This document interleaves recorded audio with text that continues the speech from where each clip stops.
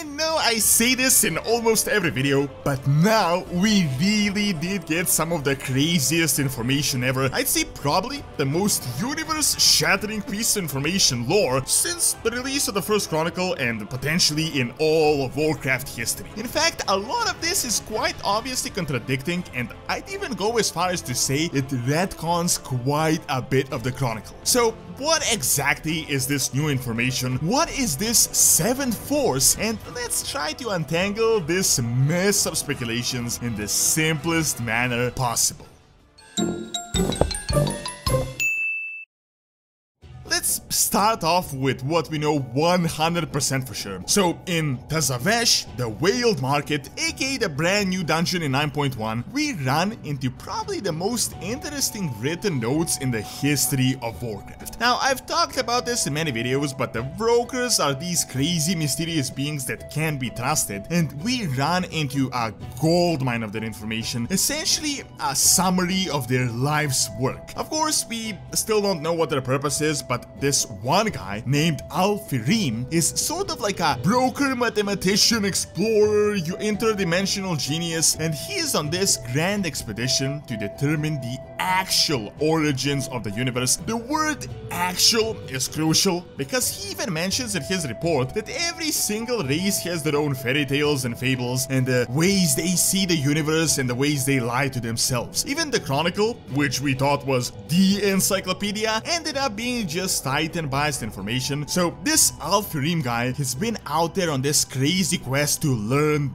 the truth. Immediate spoiler alert, I'm not going to tell you the truth, but we're going to get pretty close to it, closer than we had ever been in all of Warcraft history. So his expedition report consists of a few parts, and to put it simply, he is trying to access the sepulcher, the sepulcher that the jailer is also seeking, and this is really the forbidden knowledge and the first ones, the secret that the first ones sought to hide. The entire report sort of reads as his own journal of the adventures he had been through. What he says is that almost no one is actually out to learn the real truth. Even the scientists, the explorers, the philosophers all across the universe, they're all just deceiving themselves and living a lie. He tells us how he came across potentially the most groundbreaking lead in Bastion because, you know, in Bastion they wiped out their memories, so they have archives of memories of the Kyrian, which potentially hold the real information, but just as he was about to access it, he was essentially just kicked out of Bastion because, as you know, the people in Bastion are not exactly philosopher, truth seeker types. Then, Al-Firim ventured to Maldraxxus, and there he actually managed to access the sepulcher, and through his journal, Blizzard essentially confirms that this has been a red herring all along, that they have just deceived us with this name Sepulcher in Maldraxxus. He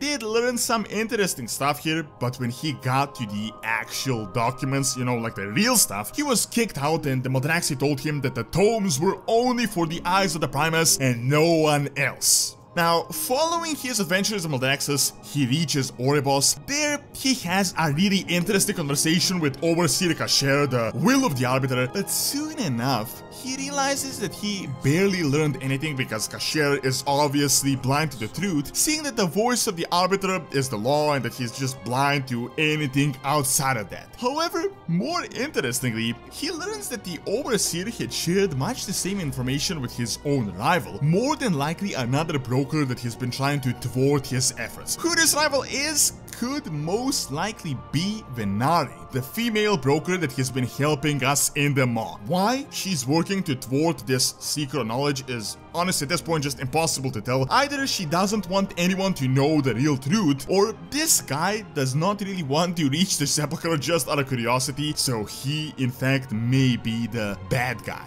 Ultimately, the report ends with Al-Firim running into a creature in Oribos, a soul from some unknown planet with many eyes, tongues and legs. From him, he learns that the mortals actually don't even know what anima is and that they don't even use it. But ultimately, he gets bored of the conversation as he realizes that this insectoid creature has obviously been brainwashed with his own version of the universe, just fairy tales and religion. He pretty much explicitly says that all mortals believe in false gods and myths, while those in the Shadowlands know the real truth, and that is that the first ones are behind everything. which to me honestly just seems like a soft retcon by Blizzard and not even that soft of a retcon. So this is the summary of the reports, new information, but you may be asking, what is the actual meat of this? What is this actual information? Well, let's try to simplify it as much as possible because it really is confusing. The Chronicle, years ago, told us that the light and the void are two sides to the same coin and that from an explosion everything came to be, the Naaru, the Titans, and everything else. We even got this perfectly drawn and laid out cosmology chart. Now, lately, things have been hinting that these forces are not exactly living in harmony and that there is a cosmological war that has been going on since forever. Well, Al-Firim sort of confirms this, and he also confirms that this story that we have been telling ourselves is just one of the myths that the mortals from all across the universe believe. This tale from the Chronicle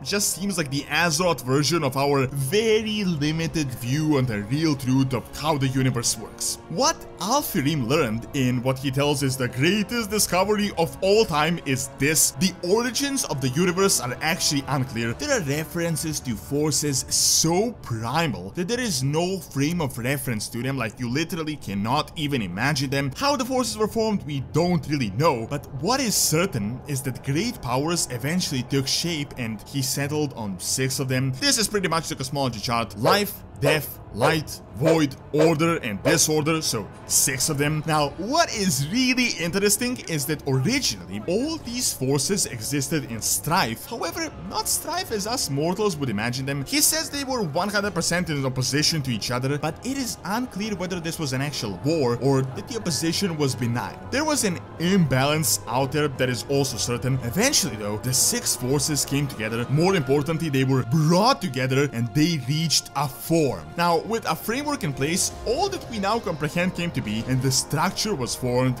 aka the known universe. If I'm losing you here in the words, let me try to simplify it in the most believable speculation that we currently have up to date. More than likely, the 6 forces of the cosmological chart once existed in constant turmoil and chaos, and the 7th force, outside of reality, came in, brought them together, and then they enforced a structure on all of them. What Al-Firim says is that this force created the pattern, aka the cosmological chart that all of you have already seen. So what this means is that the first ones, who are more than likely an outside force, came across this chaos and they essentially formed the cosmological chart, keeping them all in balance. The way I see this is that they bound life to death, so that forces of life provide anima to death. They seeded the chaos to constantly cause chaos, and then got the Titans to be obsessed with order and to just want to order everything. So it is like a never-ending cycle where one destroys, the other creates, but ultimately, at least they're not destroying each other. I mean, they are, but it is a balanced sort of destruction. Honestly, I gotta say this makes the most amount of sense, and ultimately, now the jailer wants to find the Sepulchre, which more than likely is the key knowledge to this mechanism, and he wants to undo and go back to the primal state of things. It is 100% clear that the first ones don't want anyone to know anything about this, which is why the broker had so much trouble learning anything. In fact, my speculation is that some of these forces are on the side of the first ones, more than likely the creators, because this balance kind of serves them well. However, the destroyers want to continue to destroy, so they don't really like this mechanism. Somehow, Azeroth also ties into this, and I'll make a separate video on it, and for some reason I feel like it could be the Sepulchre that might be related to Azeroth, or Azeroth may be a first one, which is why the 6 forces are all after it. This all ties in perfectly with the most recent whisper: the 7th covets what the 6th hold fast, the Fulcrum wavers, all will be undone. It essentially explains this entire ordering process and how we're at a turning point where this entire mechanism that is essentially the blueprint of the universe as we know it might be broken, and that everything we knew will change completely. Thank you for watching. Check out one of the worst crimes that we as players did by clicking on the screen, and also check out the Nodes Academy for videos on real world history and science. See you next time.